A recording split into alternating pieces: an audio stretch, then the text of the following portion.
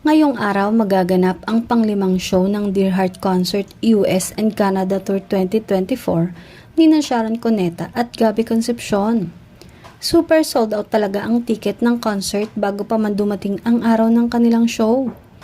Nagpapatunay lang ito na talagang mahal ng publiko ang tambalang Shagab, lalo na ng mga Shagab fan. Taos-pusong nagpapasalamat sina Sharon at Gabby sa walang sawang pagsuporta ng publiko sa kanilang mga shows, local man or international.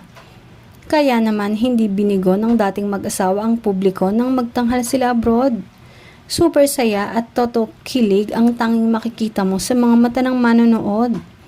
Sa nakalipas nga nilang show noong November 15 ay may pagluhod pa si Gabby at paghalik sa kamay ng megastar, kaya tilian talaga sa venue. Sumayaw ng sweet dance ang dalawa na animoy mga teenager na nasa prom.